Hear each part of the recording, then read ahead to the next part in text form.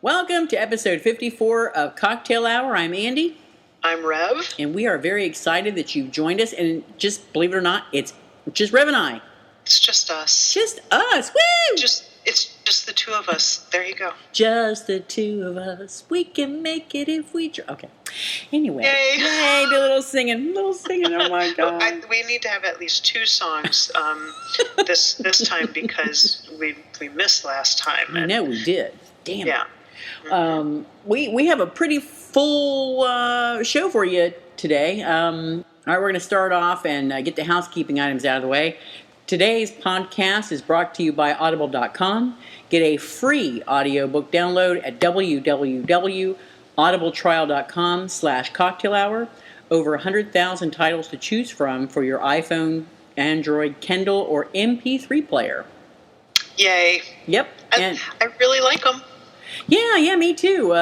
Matter of fact, before we started recording the show, Rev and I were discussing all the different books that are out there on Audible, and I was thinking about how much I enjoy the older Stephen King, and I have to get the Audible version of It. That'll be my next one I get. You'll have to let me know how that is. It's been a long time since I've read any Stephen King. Yeah, I don't like his newer stuff nearly as much. I don't know if it's just, later in life he's gotten a little nuttier. I don't know what's happened. But seriously, his earlier stuff I really, really enjoy. And coincidentally, Steven Weber is the narrator of that Audible book. And he played Jack in the miniseries The Shining, which came out, I want to say 95. I didn't see it. Yeah, it was really, really good. As a matter of fact, it was really close to the book.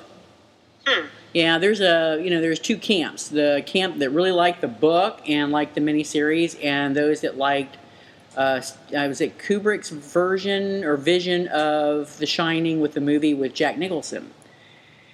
Yeah, well, I prefer the miniseries better, but, Jack Nicholson did a really good over-the-top performance of Jack, I gotta say. Yeah, I liked it. And I did read the book when I was pretty young, and I enjoyed it quite a bit. Yeah. But yeah, I haven't, not really. Man, it's been years since I've read any of his stuff. I would like to. I would really like to read The Stand. And I think they have that on. I think that's on Audible too. It's so big. I read part of it before, but yeah. Well, the It audiobook is over 44 hours. It's crazy. I know, right? Crazy. It's like you get your money's worth out of it, no doubt. No kidding. Yeah. And remember, listeners, this is free. There's no strings attached. Get your free audiobook, listen, and you don't have to sign up for continued service throughout the month. So grab something that you've always wanted to read and take advantage of the free book. Yeah. And actually I kept on with it. So they pop my credit card every month, and I haven't used my other points yet, but I'm going to. And I think you can roll over up to 6. Yeah, I'm going to. Yeah. Well, the Stand is, I just saw the Stand up here. It's 47 hours and 52 minutes long. Who's narrating that? Grover Gardner. I have no idea who that is. And the nice thing, too, listeners, is that you can listen to, I think it's like a 5-minute sample of all of the audiobooks. So if you're, because sometimes the narrator you just don't like the narrator and you can't get into it, so we're not wasting your money. And I'll tell you a story just very quickly. For my initial, it wasn't my initial, but I had saved up 2 credits to get a Game of Thrones, and I listened to it, and I could not get into the narration, and I called them up, or I went online, and they took it back immediately. Really? Credited my account right away. Yep. Wow. Yeah, so their customer service is awesome. Oh, that's great. That's great. Yeah. So what book did you pick? I picked Odd Girl Out, the Bebo Brinker Chronicles by Anne Bannon. Okay.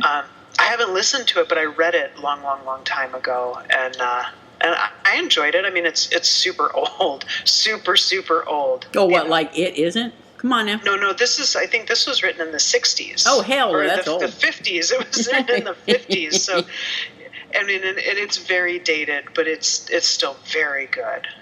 Everybody should read it. Every lesbian, I think, should read it. All right. Well, there you go.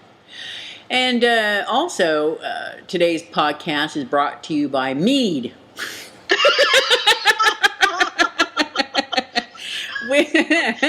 Oh, Lordy. Rev and I actually bought the same brand. Mead is honey wine, actually. And when you buy Chaucer's, they have a tea bag of spices. And what you do is you heat the wine up and you put your little tea bag looking thing in there. They give you 2.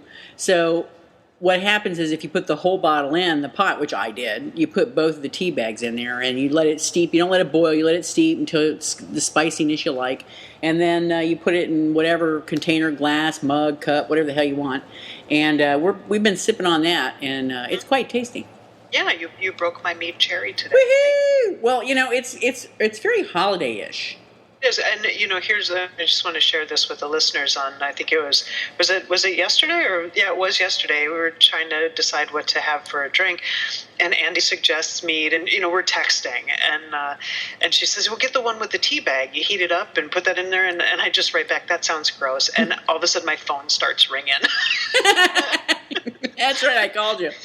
Yeah, and he calls me. I was just try it, and if you don't like it, that's fine. So when I went to the store today, I picked up the bottle of mead, and then I also, because we were saying, because we're going to be talking about a Conqueror story today, and so in all of the Conqueror stories, there you see 2 different things being consumed: mead or port. So I picked up a small, nice bottle of port just in case I didn't like the mead, but it's pretty good. I'm enjoying sitting here sipping on it. Mm-hmm. That's nice. So Thank you. Yeah. Oh, you're more than welcome. I'm glad I could introduce you to it. I just enjoy this from the first time I've ever tried it. As a matter of fact, I tried it, I think, after I read my very first Conqueror story back like early 2006.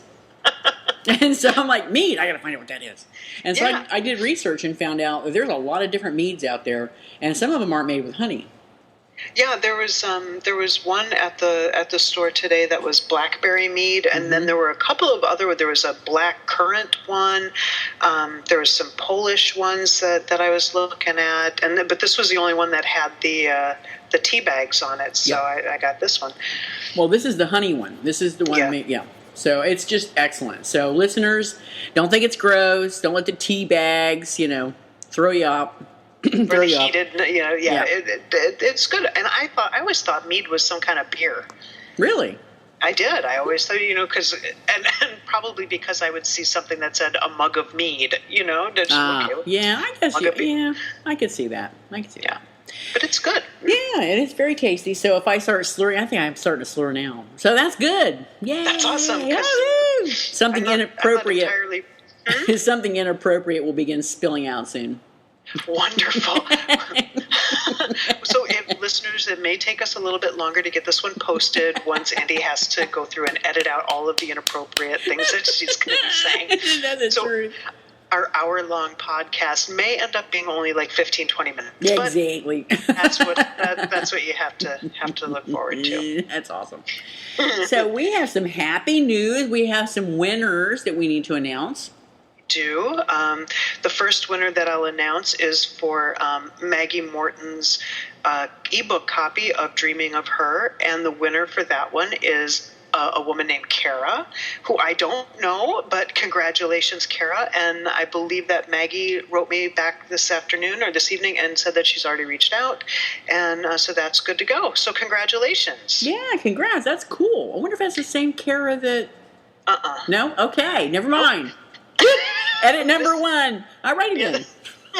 Okay, now the winners of Melissa Braden's books, Andy and I know them. Ooh. And Andy, the winner of Heart Block is your friend Susan Carr. Get out, really? Yep. Awesome. Mm-hmm. And the winner of Waiting in the Wings, and I should have disqualified her, is Elena from the forum. So she won last time. Damn. Yep. So she's pretty excited. She's already been teasing Nikki because Nikki wanted to win, but there you go. So Elena and Susan, you should be hearing from Melissa anytime now. You may have already heard from her. I don't know, but congratulations. Yay. And we'll be doing more giveaways. Yeah, wow, congrats. And I think it's probably, since there are two people we know, we probably ought to remind listeners that this is a scientific method of draw. It's not like, we just pick somebody. This is what you do if you want to know my methodology. I list on a spreadsheet from first comment to last comment, so they're all in order, who left the comment, and then I go to random.org. I type in the number of entries and hit select. I don't look at the spreadsheet while I hit select. The number comes up, I look over, and that's who wins. So I would just as soon not give it to people I know. Really. Yeah, right. Especially Elena, because, she's very greedy. She's very, very greedy. So that's awesome. So there you go. Yes, now, Susan's never won anything. And to be fair, Elena's been entering in for every giveaway that we've ever done. Oh, wow. And never won anything until last time. So that's fabulous. Yeah. I just texted Susan to tell her congrats on the book win. I'm interested to see what she teams back. Oh, excellent. All right. And stay tuned to the end of the show. Andy and I have some more giveaways to announce. Mm-hmm. Yep. And so today we're going to talk about, this is the Aftermaths show. Aftermaths, plural. We have two different stories with the same title. Mm-hmm. So just to confuse the shit out of people.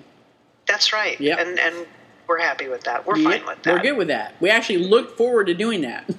We're going to see what we can do in the future. Yeah. Just to screw you all up. Mm-hmm. Mm-hmm. Mm-hmm. Damn, this meat is good. Woo! No, quit drinking. I know. I can't stop drinking.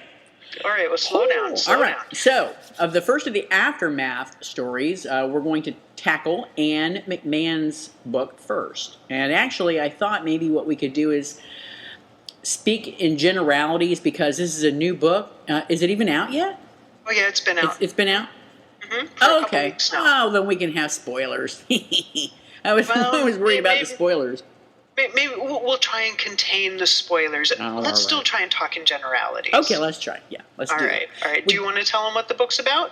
Well, if you want me to pull up Google and do a search. No, I'll just do it.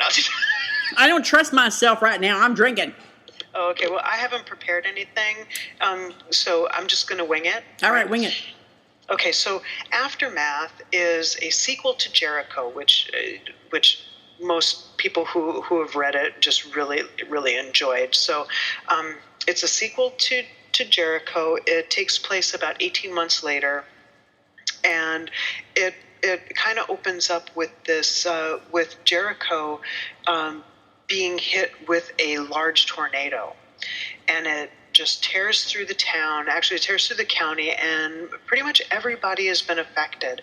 And then the story itself kind of focuses on rebuilding the community, but also, for me at least, more so about Maddie and Sid. And they're pretty, they're in a stable relationship now, so that's set. But there's some other issues that Maddie and Sid are dealing with Maddie's soon-to-be ex-husband, or I'm sorry, Sid's soon-to-be ex-husband, and the little boy Henry, who they're kind of fostering while his dad is in Afghanistan. But it also focuses on a few other folks in the community, and we'll just go from there. Oh, excellent! That's good. All right. Okay. So you want to kind of kick it off? Yep. All right. It had been a while since I read Jericho, and trust me, I can't remember what I ate for dinner 2 days ago, much less what I read last year. I think we did hers like late last year. And I remember that I like Anne's work. We even talked about that on the last time she was on the show. And I was excited but nervous, because I'm thinking, well, I remember who these people are. I mean, in details, you know what I mean? And right off the bat, it was like coming home. I started reading. I'm like, oh yeah. And I gotta say, Anne can turn a phrase like nobody's business. Some of the things the way she tells her story, and some of the way she describes certain scenes, or trying to give you a comparison. I mean, they just crack me the hell up. I mean, I almost, if I wasn't laughing reading this book, I was smiling. Yeah. In a lot of places. I had the same thing. Okay, so I want to start first of all with the foreword that she has written by David, who's the kind of flaming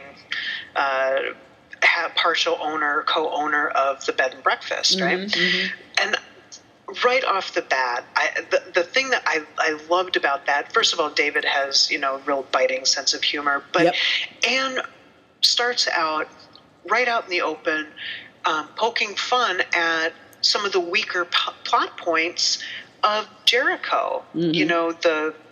Right away she comes up with the flimsy plot point of Henry coming to live with them, and I thought it really spoke to her character to poke fun at something in her previous book. So that was a very serious thing, and then to kind of come back to the feedback that she must have gotten about it. But I thought that was really great. Yeah.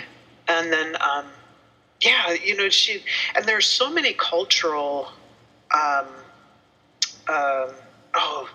what's the word I'm trying to say? References? Yeah. So many cultural references in this, and there were actually I was feeling a little young because there was at least one that I didn't get, that I didn't know who this person was, but even like Rona Barrett. Oh yeah.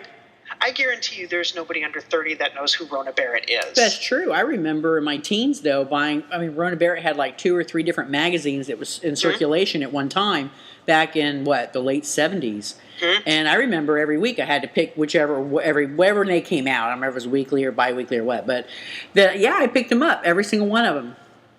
And it was really kind of cute to see it because I'm thinking, oh my God, I completely forgot about Rona Barrett. Yeah, there were lots of references like that I hadn't thought of in years. Yeah. How'd you like the name of that one hairstylist joint called? Was it Hairport 75? I got the biggest. She was a Karen Black fan. Yeah. So I swear to God, if I had been drinking, that whatever would have been all over that iPad, because that just cracked me the hell up. Yeah, I don't think that there's anybody. I honestly don't think there's anybody else that I've read that does that. I mean, Moody Moody is the only other one that I can think of off the top of my head that has that quick-witted repartee. Mm-hmm. Yeah, absolutely, and that might be why I like Anne McMahon so much, because I love Moody. Yeah, but Anne is on a different level with it. That's true. That's very true. Yep. Yeah. Absolutely. And there is just so many interesting. There's so many characters in this book, and I was really worried. I knew that going in, and I was really worried that they would become, like I would get confused. Mm-hmm. And she wrote it out so well that there was no confusion at all. Yeah. At all. I mean, and every one of these characters in their own way had life to them, and they weren't like any other character. They were very unique. I mean, there was just so many interesting things that happened in this damn town after this tornado. I mean, you got people that died while they were fucking. You got that wasn't because of the tornado. What? That was the bull. That was the bull. Yeah. Right. But you got people that died while they were fucking. You got like a whole big fat giant food fight in a cafe. That was crazy. Oh my God, that was crazy good. That was crazy good. When it first started, to be honest with you, I was like, oh no, really?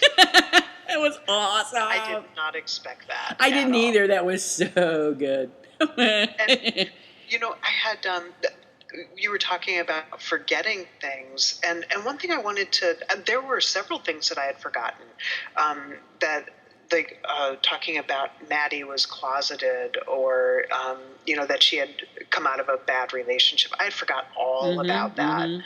I didn't remember any of that. And then there was and the Camaro, as everybody gets a piece of the Camaro. Yeah, that was great. Oh, good. So, listeners, what that's all about is during the tornado, a really nice Camaro was just picked up and thrown and strewn about all over the place. So there are pieces, this chunk of this car is just like strewn everywhere. It's gone through building storefronts, people's barns. That's funny. That scene where she's talking about how the Camaro just kind of dropped out of the sky, drove, blew into the front of the grocery store with lights on. Remember that with the lights on? Its lights went on. It drove out of the grocery store and then back up into the tornado. It was great. It was great. Seriously, that was hilarious. Yeah, and I mean there were some serious things. Oh, that was the other thing I wanted to say.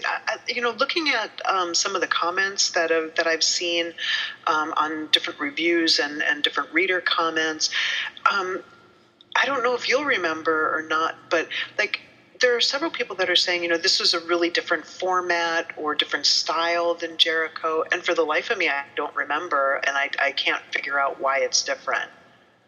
You? Well, I still don't remember Jericho. So seriously, so I can't weigh in on that one. I'm sorry. Okay, well there you go, listeners. If you don't recognize the difference, because it was a year ago, just a little over a year ago that she was on. It was in November, like the middle of November, something like that. So it's been a while. Yeah, it's been a while. Let's see. Well, at least I'm honest about it, though. Oh no, yeah. Well, otherwise I'll just call bullshit on you and play over. That's fine.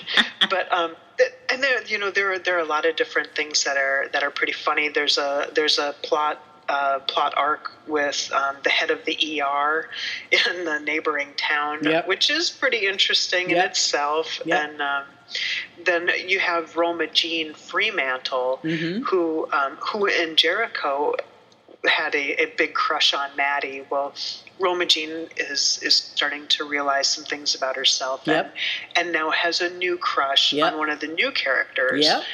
So, and there's a few touching moments too. I mean, there's some poignant moments, like at the end, the owner of the Camaro. I don't want to give it away, but the owner of the Camaro comes full circle. Yeah. And you'll have to read the book in order to understand that point or that comment, because I don't want to ruin it. Because so many people have told us that they only listen to our shows after they read the story because they don't want the spoilers. Yeah. Well, you can listen to this one.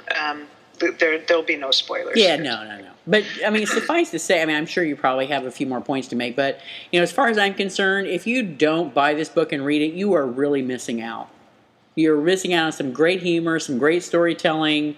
There's just, I love the way Anne writes. I really do. She just can weave a tale that will have you mesmerized. Yeah. I agree. Oh, there was one thing that I wanted to. Another point? There was I'm kind of looking. I'm flinging through my notes, and there's David decides he wants to get into the publishing business. Oh my God, yes. So he finds some German fan fiction and gets some assistance in doing translations, and that was a very funny. Oh, that was a very funny part. But when David is trying to explain to Maddie what fan fiction is, and he's like, it's when you have a coupling from a TV show or something like that, and he throws out, now let's just say you and Sid were fictional characters created to kind of mirror Cagney and Lacey, and she's like, Maddie goes through her little spiel about Cagney and Lacey and wants to kind of make it a little more modern, and she says, well, how about Xena and Gabrielle? And David rips on her about that, and she decides to go even more contemporary, and says, "Well, how about Rizzoli and Isles?" Yep, I'm like, okay, yeah, you got it. Yeah, you got it. Yeah, I thought that was really cute too. Yep. Yeah, but yeah, like Andy said, you should, if you have liked anything at all that Anne has done, I really think that you'll love Aftermath. Yep, I agree wholeheartedly. Matter of fact, I think I might want to reread Jericho again because I just can't remember Jericho. Yeah, I was thinking that too. Yep. But yeah, so there you go. Worth the money, worth the investment. Go get it, goddammit. Yeah, and also I just want to throw this out there. We're still the last show of the year. We're still going to be doing the listener's choice. So if you if you have suggestions on what you'd like us to read, you can post them in a comment on the show, or you can email it directly to info@cocktailhour.us. Yeah, awesome. Okay, excellent. All right, so now our next Aftermath story is, as Rev mentioned earlier, it is part of a Conqueror series, believe it or not, written by XWP Fanatic. And we only read Aftermath Tree of Life, which is the very first story in the series. There are 2 other completed, and the 4th one is incomplete. It's called Queen of the Nile. So how it works is, it's called the 7 Wonders series, Aftermath, Tree of Life, The Hanging Gardens, The Unconquered Sun, and then Queen of the Nile. Now, just a little 411, XWP Fanatic is also known as Ryan Daly. And if you go over to the Academy of Bards, you're going to find out she's actually written quite a few stories. And one of them is called You Got Scrolls, which I'm sure is really, really dated, because I think I remember reading it a long time ago, and it was anyway. But she wrote it with. Didn't she? I'm sorry. Didn't she write that one with somebody else? Yeah, I think she wrote that with Blaine. She did. She wrote it with Blaine and T. Novin. Yeah, that's a great one. I keep that one on my reader. I'm sorry, I didn't mean to get sidetracked. I didn't realize they were the same people. Awesome. They're the same people. So I have read this series. I can't even tell you how many times I've read it. This is probably one of my once-a-year go-tos, and it's primarily because of the second book in the series, The Hanging Gardens. This particular author in that book brought up a character unto itself, which is a snow leopard. Oh, no. Let's not get ahead of ourselves. I'm just saying, we're not going to talk about that one, but I'm just trying to tell the listening audience that, hey, it's really kind of a unique story in itself, and they made a pet into a character in that story. So, yeah. I do plan on, I apologize, listeners, because I was overtaken by life this week, and I didn't get through the second book, because we had planned on talking about that one too, but you can blame it on me. No. I actually only got about halfway through, because I'm doing a whole bedroom remodel that's, wow, what a pain in the butt. Okay, well, we'll blame it on Andy. Oh, it's fine. I would have finished it, but I didn't want to make Andy look bad. Oh, thanks. You're such a good pal. Yeah, you are. All right, so since you're such a good pal and a good, yeah, this mead is getting to me. I already had another glass. All right, I started my second glass. I'll talk about it. Do the summary. Would you do the summary? I will. Okay. All right. So, let me think on this for just a second. Okay. Okay, see if I can remember everything.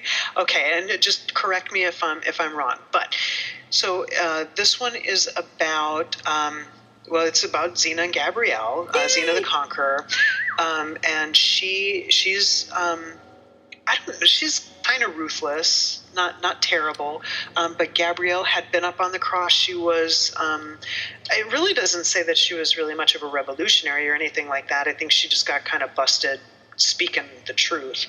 Kind of like It kind of reminds me of the episode where the Conqueror story stemmed from. Yeah, and that's where this that's where this kind of starts out, right? You're right. Yeah, so that starts out kind of with that. So Gabrielle's up on the cross, and then she's taken down from the cross because whoever it is with her convinces them that the guard said she's dead. So they take her and she gets healed up, and for some strange reason that I'm not really sure why, Xena decides to hold a truth contest where she has some some philosophers herded in to be the judges, and has some contestants come, and the question is, what is the truth? Mm-hmm. And whoever wins gets to be, her herald of truth, and then whoever loses gets to be blinded. Yeah, nice, huh? Yeah, because she likes to reward the people for stuff. So she has. There's only two contestants. One is Gabrielle. One is this other guy. The guy goes first. And, no, there are three. Oh no, that's right. There were three, and the first guy said he was essentially just a revolutionary. Yeah, and, yeah. Like cussed her out and got hauled out. No. He got gutted. Did they gut him? Yeah, he actually tried to kill her. Oh, that's right. Yep. That's right. Yep. Okay. So he's down, and then the other guy comes in, and he gives a really good answer that I don't remember what it is, but we don't want to give it away anyway. You can read it. And then Gabrielle comes in after Xena's already, pretty much awarded this other dude with the winner. Mm-hmm. And then she says some good stuff, and Xena says, okay, you get to be my herald, and you, girly, you get to be my oracle of truth, and you can stay alive as long as you never lie to me. Mm-hmm. So then that kind of that starts out their relationship and stuff. But yeah, and then it goes on to the Conqueror wanting to conquer some more. The Conqueror wanted to conquer some more because Caesar's around. Caesar's trying to sneak in some weapons to some place, and so they go to. They're picking up weapons outside of Ephesus, right? No, they're shipping them in. They're shipping them in from Ephesus, right? Or and to Ephesus. And Xena and Gabrielle and the royal guard go off to intercept them. Yep, and that's it's right. all this covert operation. Yep. So most of the action takes place in Ephesus. Yes, it does, and this author brings out some fairly interesting characters in this story too. I mean, Palamon makes another appearance, as he's kind of a staple, it seems like, in a lot of these in the Conqueror series, yeah. But she brings up a warrior who I'm not even going to try and say her name, but they call her Cephan. Let's just call her Seifa. Cephan. It's Cefan, I think.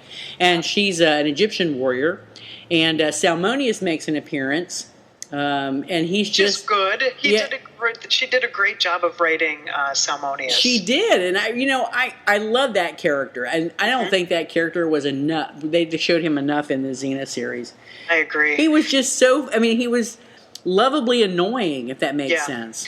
And the author really. I mean, I could see him in my head just as he was on the screen. Did a great job of capturing his voice. Yeah, sure did. And I love the fact that he's always working. He's always got he's like my little brother. Always has some damn idea of getting rich quick. Oh, he's talking to. I think he's talking to Eponin about. Wow, you could do wash on your abs. Do you work out? What's your routine? And he's starting to think of his what is it, Amazon workout diet plan. Amazon workout. I love the fact that he made had commemorative plates issued that had Xena on them, and one of them was the naked warrior ass on a bed, and nothing but her birthday suit. And Xena was not happy with that plate. And Gabrielle's like, "Save me a set." That was really pretty good. It was very good. I like how she XWP wove in some of the canons into this particular story with the unsuspecting Gabrielle getting the rite of caste from Tereus and becoming Queen of the Amazons just by happenstance right there in Ephesus, which is really interesting. And I got to tell you, the first time I read this story, I read it word for word, front to back. But when I reread this story every year, I flip through the Amazon part. Like which part of the Amazon? Well, whatever it is. I generally flip through it, so I don't want to hear about, Ephany and Tereus and all that happy shit, and the priestess with, the talking to Artemis and, getting the vision. I just flip through that part. But because I always want to get back to, the conqueror, because she's either scaring somebody shitless or she's off to war. And it's always, it's that action-adventure part that I really like of these conqueror stories. Yeah, there's... I actually had a lot of bullshit calling on this. I don't think I like it as much as you did. I enjoyed it. It's been a long time since I read any conqueror, so, that was good right off the bat. But the entire... Once they get to, Ephesus? Yeah.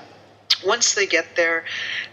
I called bullshit on every single thing that involved Stefan. Everything. The and I don't want to give too much away, but everybody knows that Tereus has to die in order for Gabrielle to move into the Queen. So, her entire thought process of, Xena seems to be shutting me out a little bit, so I'm going to kill the Amazon Queen. And that'll make everything better. She's the lieutenant. She's third in command in all of Xena's army. How could she think that it would be that Xena would appreciate when she's supposed to be there just on a relaxation? Yeah. So that I just thought was complete and utter bullshit. You make a very good point with that. I just happen to suspend disbelief and go forward. When it comes to the Conqueror stories, I just go forward because I know, because based on what they are, I just move. You just move along. But you're absolutely right. Right. I completely understand why she did it that way. Yep. I just didn't think that it was. I think believable. It could have been done better, or have it not be somebody who was as trusted, like maybe just some younger person. Yeah, actually, you know what? That you make a very good point. I mean, why wouldn't the author have that happen? I mean, it would have made more sense. Mm-hmm. Yeah, perfect. You're right. Absolutely. Oh, I love you now. That was awesome. But and then there were just some other just like little plotty things that I didn't like, maybe like with the three philosophers that Xena had hustled in, and it kind of made a big deal about how she went and gathered these guys and then just dismissed them. And they were never even consulted. That's true. Well, why bother with that? Maybe it just shows the nature of how she just. But she's not impulsive. No, she's not impulsive. That's true. But sometimes I think she just, a woman of action, and then when she feels like there's going to be inaction, she moves on. I don't know. I'm reaching at straws here, but I get your point. I get your point. But I do have to agree with you 100% when it comes to those battle scenes and her mapping out the battle strategy and all of that. That was rocking. She did a great job on that. Yep. That was really good. Really, really good. So that's one of the reasons why I read it every year. Yeah, I can see that. It was a very good story. I enjoyed it quite a bit. Well, I'll be interested to see what you think about the Hanging Gardens when you finish it. And, I Googled the Hanging Gardens today because I had gotten up to when the captain of the ship is telling Gabrielle, oh, look there, you can see the palace starting right now. And Gabrielle's like, what? I don't see anything. Oh, my God, I didn't even realize that was a building. So I had to go and Google the Hanging Gardens because I'd never seen them before. So so that was really interesting. Yep. I was a little surprised that you liked this as much as you did, considering there's no sex. I know. I was. Yeah, I know. It works for this book. It's like Melissa Good with her Conqueror series. Mm-hmm. If you can give me a plot that moves, that has some action, a little bit of romance, a lot of intrigue, and that kind. I love that. So I don't miss the sex, and it's the same thing with this one. Yes, there's plot holes. Yes, there's bullshit.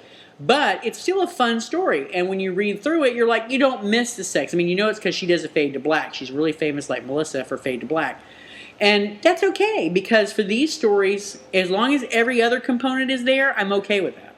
Yeah, and she does some good gore, and Yep. This is, there are some Conqueror authors. There are very, very few authors of Conqueror stories that can do a good job with the battle strategies, Yep. the war scenes, Mm-hmm. the intimacy. The growing intimacy between Gabrielle and Xena, and the sex. There are so few that can really put all of those things together. Mm-hmm.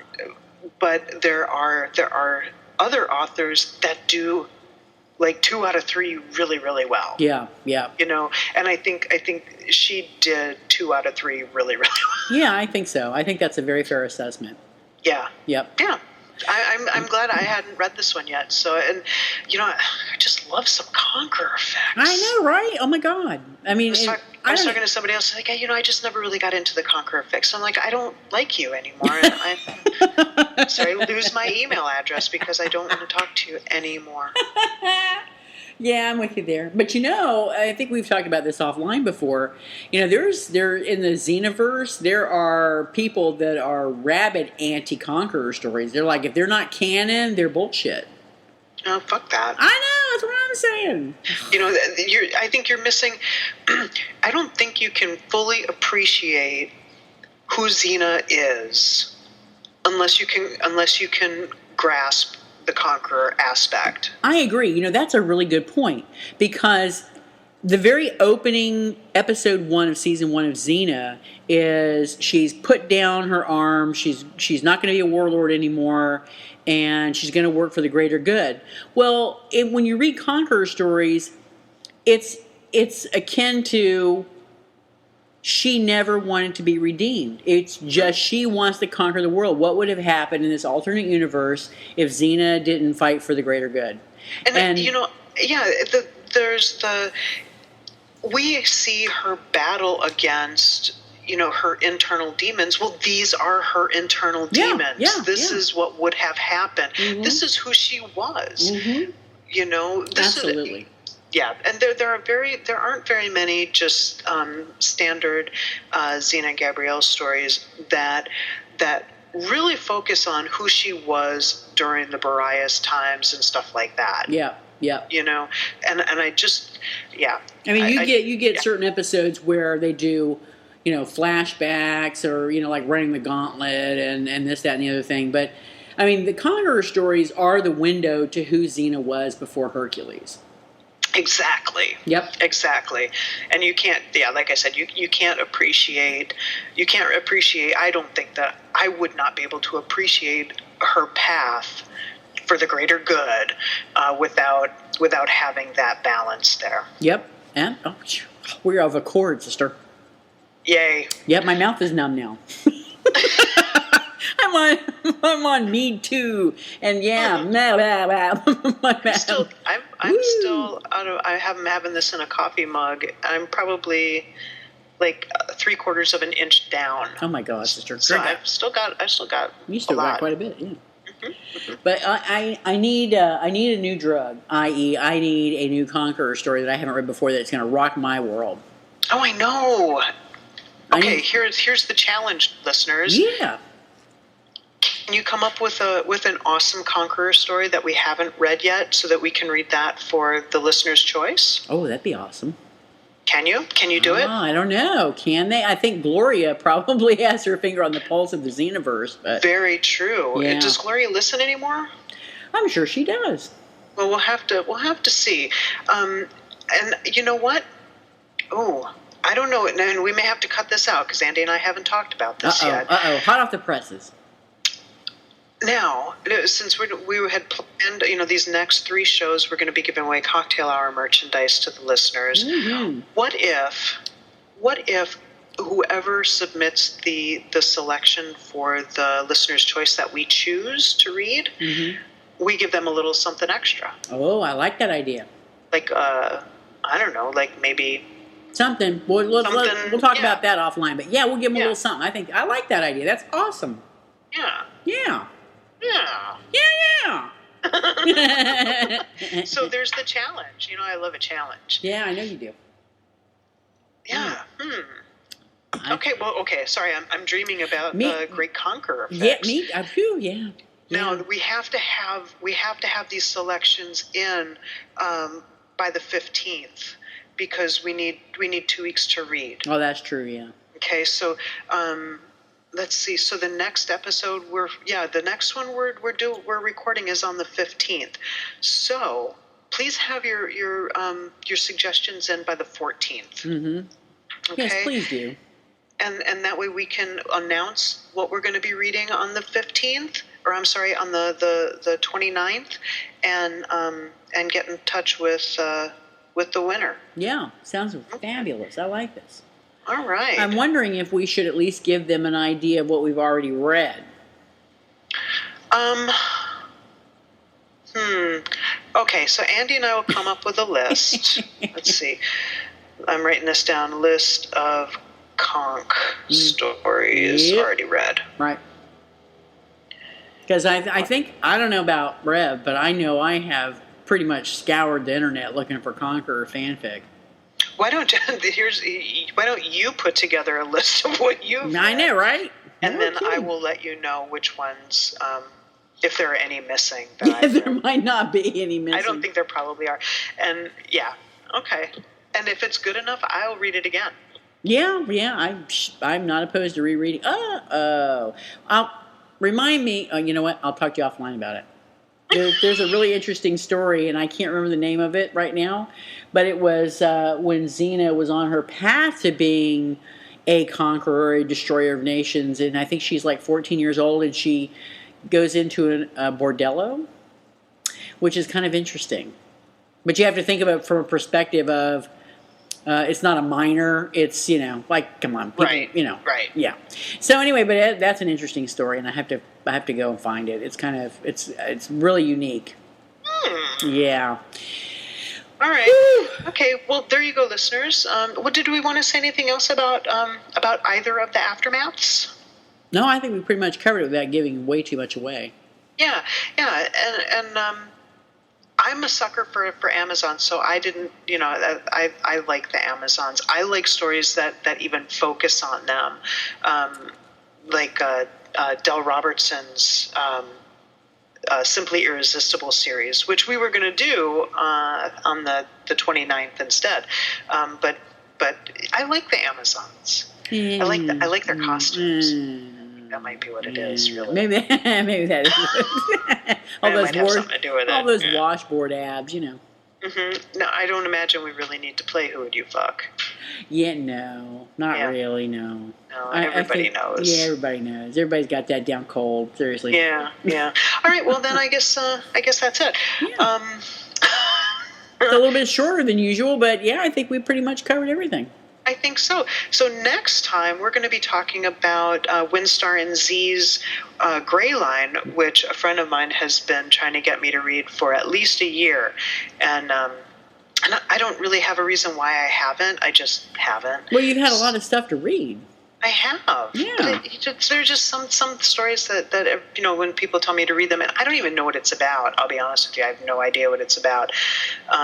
Well, it's Windstar and Z, though, so number one, it's epic. Yep. And number two, it's going to be interesting ride. Yeah, it's true. That's true. That is true. And we did talk about the secret history of vampires on one of our shows, and that was good. We enjoyed that. And then I've read... And didn't you shame them into finishing a sequel? No. Not me. No, I didn't. Personally, I know we talked about it. But didn't they, like, 2 weeks later send... No, that was a different one. That was... What was that? Oh, that was the Scepter of Fate one. Was it? Oh, Harpy and... Yeah. That was them. And no, we didn't shame them. I think they were encouraged. I think they were encouraged that we had been talking about it. Yeah, I think that encouragement was, Jesus Christ, it's been 2 years. Where the hell's the damn sequel? You encourage your way, I'll encourage mine. Okay, all right. Yeah. Well, this has been fun. Okay, it was fun. Yeah, I mean, this knee is kicking my ass, seriously. Oh, wait, okay, we're going to give something away. Oh, yeah. Okay, so here's what we're going to do. we're going to give something away. We're going to give away either, it's going to be your choice, right? We're going to do, give the listeners a choice. Whoever I pick will get to choose between a shot glass or I don't know, what was the other thing we said? A mug. A mug, yep. or a drinking glass? Yeah, some kind of drinking glass. Yeah, so you can pick between a shot glass, a mug, or a drinking glass, yep. And we'll ship it to you. Yep, and this is Cocktail Hour swag, so you know it's invaluable, damn it. That it is. This is collector stuff, and that's right. Good for gifts. So that's right. You can go to cafepress.com/cocktail-hour and do all of your holiday shopping right there in one place. Nice. That's all I'm saying. Yeah, I actually already bought stuff. I know you did. I have lots of stuff from there. I love it. Oh, and Anne McMahon, I sent off her mug and a shot glass. Nice. Because I'm nice like that. You are nice like that. Yeah. Sweet. Yeah. So, listeners, get over to Cafe Press and get your stuff. Hey, I was getting there. Come on now. Go get your stuff, and then send us a comment on the site if you would like to be entered in a drawing. And your comments have to be in by the 14th. The 14th. And also, that's the same deadline for giving us a Conqueror story that we haven't read that's super awesome. Yeah. Which means I have homework. I got to work on a list. You do. Damn it. Maybe we should post a separate one. Here's all the stuff we've already read. Yep, I think we should. All right. Well, we can do that. We got to be fair. We got to be fair. Yeah. So, just to be clear, the when we do the drawing on the 14th, it'll just be for whoever leaves a comment. Because Andy and I will need to go through the list of suggestions, and we will announce. We'll announce that one. Well, maybe we won't. Maybe we won't announce it until we read whatever we're going to read. Well, we'll figure it out. We'll figure it out, because you know what? When Andy and I do shows by ourselves, we're very unorganized. It's true. But it's okay. It is okay. Y'all don't mind, right? Nah, they don't mind. As a matter of fact, it's just I'm almost teary-eyed, because this is how we started, just you and me. Yep, and I'm always trying to tell you, let's do more like this. And I got her to finally agree. So next year, we're going to do at least 4 shows. One a quarter with just me and Andy, probably doing fan fiction. So, we love hearing from you. And if you have suggestions, if you're aware of something new that's come out. And we're not opposed to reading other fandoms, too. I know that Andy had talked about there's a series, what's it called? The Watchers or something like that, which is Buffy. Yeah. There's a Buffy fan series, yeah. Yep. Yeah. And there's all kinds of stuff going on. There's the new Chicago Fire with an out lesbian on it. So that fandom's taken off with Shay and Dawson. So. You mean I got a series to watch? I haven't seen this one. I've been watching. I actually just got all caught up. Oh, yep. It's worth looking at, eh? I think so. I mean, it's firefighters, so there's a lot of muscly, hot guys. Oh no, not that. How about muscly hot gals? Well, there are 2 hot gals, the paramedics. One is a lesbian and one is straight, but they're both pretty hot. Oh, excellent. And I've found there's some overacting on some of the guys' parts, but I found the storylines compelling, and there's fire. There's a lot of fire. It's a win-win. Yeah, exactly. That's what I'm saying. So, so if you're aware of something that you think that we should be reading, no matter what it is, it doesn't matter. We're open to anything. Yep. Fan fiction, published lesbian fiction, non-lesbian fiction, whatever. Yep. Let us know. Yep. We love to read. We love good stories. We love to read. So, give us your suggestions. There you go. Yep, and you can actually reach Rev and I. We have new email addresses. Woohoo! We do. We have Rev at cocktailhour.us and Andy with a Y at cocktailhour.us. So, yay. I have to say that I'm fairly certain that there are at least a handful of our listeners who think that you're Andy Marquette. What? I am not Andy Marquette. No, but Andy Marquette and I are friends, actually. And it's kind of interesting because she spells her first name, Andy, with an I. And sometimes when when she writes something to me, she'll use the I instead of the Y. I'm like, dude, come on now. Mm-hmm. We have a lot of folks that do that put an I on there. So I just wanted to put that out there. Andy is my Andy, and that's how I refer to you as my Andy. Thanks. My Andy is with a Y, and she is not Andy Marquette. Nope. Andy Marquette actually was on our, was that last year's Halloween show? It was either last year or the year before. Yeah, we had her on our Halloween episode, and we had a good time with her. Yeah, so you can tell it's not like this. It's not like a Superman kind of thing. That's right. Where the Andys are never in the same place at the same time. I get the truth. Oh, goodness. All right, we're done. All right, I'm going to go back to my mead and enjoy myself. And this was just a fabulous show. It was. I had a fun time talking with you. Yeah, back at you, sister. All right, so listeners, stay tuned for the next exciting episode of Cocktail Hour. All right, so long, everybody. Good night.